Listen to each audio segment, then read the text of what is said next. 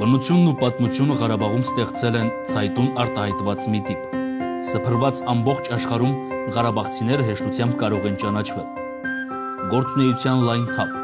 անձնազոհ քաջություն, վտանգալից խիզախության հակում, ինքնավստահություն, նահապետականություն ընտանեկան կյանքում։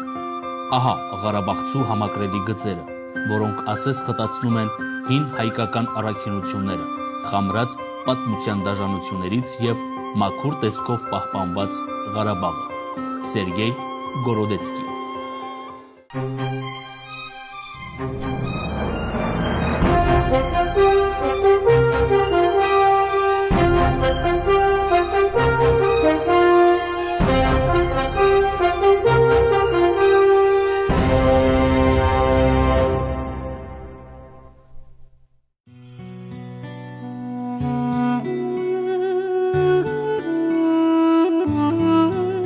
Արցախը զբաղեցնում է փոքր Կովկասի հարավ-արևելյան լեռնոտ տարածքը, մեծ հայքի ծայր արևելյան հատվածի մի մասը։ Նրա սահմաններն արևմուտքում հասնում են մինչև Սևանա լճի արևելյան ափերը, հարավ-արևմուտքում Աղավնո Հագարի, հարավում Երասխ, Արաքս գետերը, արևելքում Խորանում Մուխանքի դաշտաբերանում, իսկ հյուսիսից եզրագծվում Ղարաբաղյան լեռնաշղթայով։ Երկրամասը ունի խիստ կտրտված լեռնային մակերևույթ։ Նրա տարածքի միջին բարձրությունը ծովի մակարդակից կազմում է 1100 մետր։ Ամենաբարձր գագաթներն են Գյամիշը, Մռովը, Քիրսը։ Ասես Աստծո կամոք այս լեռներն ու լեռնաշղթաները ձեռք-ձեռքի տված մի բերդ են կազմել։ Պատահական չէ, որ վաղ միջնադարյան հայ պատմիչները Արցախը անվանում էին Արցախամուր աշխարհ։ Գեղատեսիլ և անտառածածկ են Արցախի լեռները։ Անտառները կազմում են Արցախի տարածքի 35%-ը։ Դարեր շարունակ անտառը արցախցու համար ոչ միայն ծառայել է որպես կենսապահովման միջոց, այլև այն նաև պաշտամունքի առարկա էր։ Այսօր էլ շատ բնակավայրերում կան սուրբ ծառեր, սակայն այս մեկը սխտորաշենի տնջրին, այլ հմայք ու նշանակություն ունի թերևս ողջ հայության համար։ Ավելի քան 2000 տարիների ընթացքում նա վկան ու մասնակիցն է եղել արցախցու ուրախությանն ու տխրությանը։ Նրա թանձրախից սաղարթների շվաքը վայելել են հայոց առաջին հայրապետ Գրիգոր Լուսավորիչը, Սուրբ Մեսրոպ Մաշտոցը, Վարդան Մամիկոնյանը, Ռաֆին, Ավետիք Իսահակյանն ու հայ այլ մեծություններ։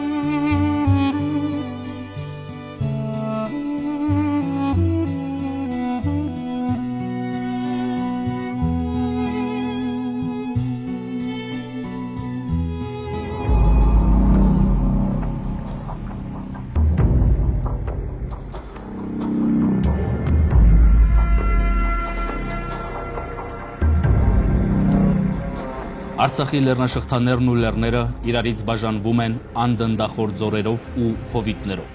որոնք իրենց գիրկն առած քչքչյան գետեր ու գետակներ լեռնաշխարհին անզուգական ու անկրկնելի հմայք են տալիս։ Թարթարն ու Խաչենագետը, Կարկառն ու Իշխանագետը անբավ հարստություն են պարգևում երկրամասի հայության։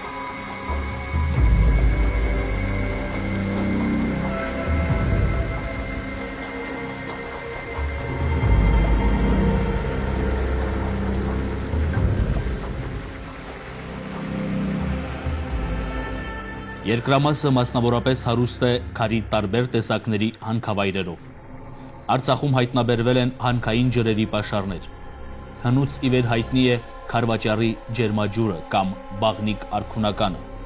Այն վաղ միջնադարից եղել է հայոց արևելից կողմանց թագավորների և նրանց զորքերի ամառային հանգստավայրը։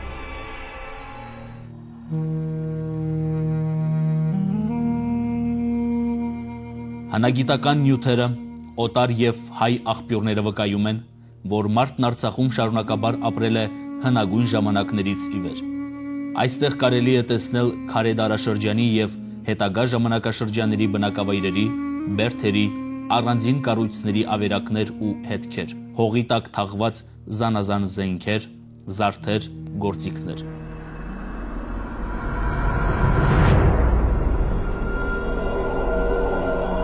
Առանձնակի հետաքրքրություն է ներկայացնում Հադրութի շրջանի Ազոխ գյուղի պալեոլիթյան քարայրից հայտնաբերված նյութերը եւ մասնավորապես նախամարդու նեանդերթալյան մարդու ոսկորները։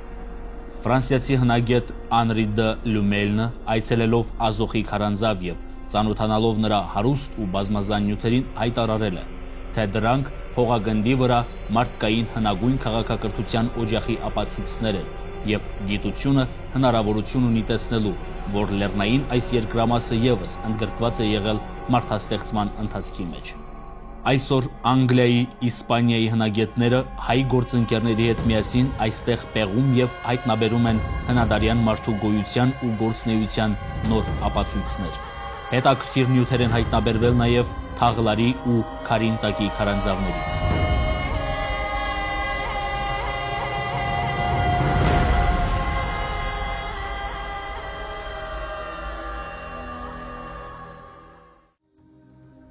Արցախի լեռները հարուստ են հուշարձաններով, մանավանդ ժայռապատկերներով։ Դրանք ունեն ժամանակագրական շատ լայն ընդգրկում եւ սկսվում են Քրիստոսից առաջ 7-րդ հազարամյակից ու հասնում մինչև առաջին հազարամյակ։ Ժայռապատկերներով առավել հարուստ է Քարվաճարի շրջանը եւ Հադրութի Թաղուտ գյուղի շրջակայքը։ Քարի բազմատեսակ պաշարների գոյությունը պայմաններ է ստեղծել նաեւ ճարտարապետական կառուցողական արվեստի զարգացման համար։ Բրոնզի դարաշրջանում հայոց արևելից գավառներում կառուցվել են կիկլոպյան ամրոցներ։ Քաշաթաղի Խոչանց գետի Ձախապնյա ձորալանջին պահպանվել է նմանատիպ մի ամրոց։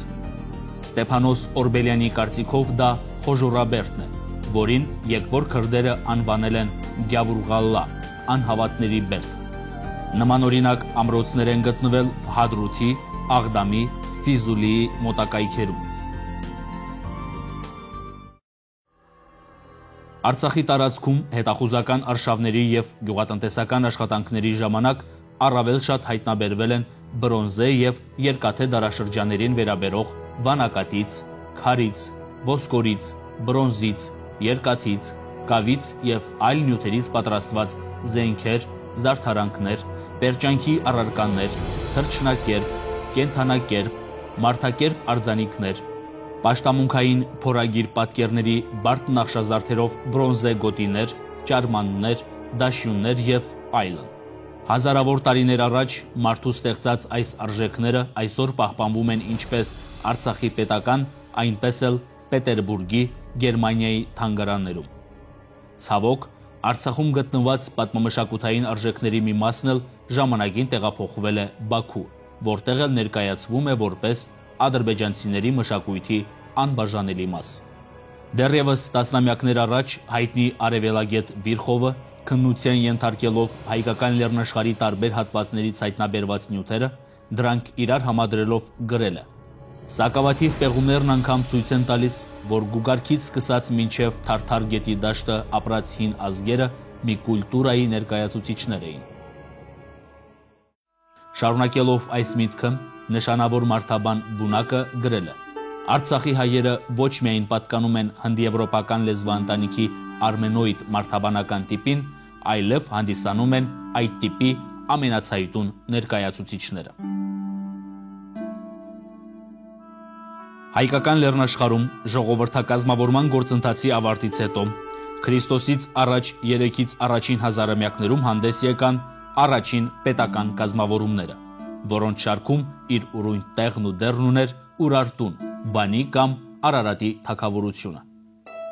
Արցախը Արգիշտի առաջինի կառավարման տարիներին ներառված է եղել Ուրարտական պետության կազմում, ինչի մասին վկայված է Արգիշտի առաջինի Կոտայքում գտնված ժայռափոր արձանագրության մեջ, որտեղ խոսվում է Զար քաղաքի մասին։ Այն համընկնում է Արցախի միջնադարյան Ծար Մելիքանիստ Ավանի եւ ներկայիս Քարվաճարի Ծար գյուղի հետ։ Վանի թագավորության մեկ այլ արքա Սարդուրի երկրորդի արձանագրություններում հանդիպում ենք Ուրտեխինի, մեկ այլ դեպքում Ադախունի տեղանուներին, որոնք համահունչ են Արցախին։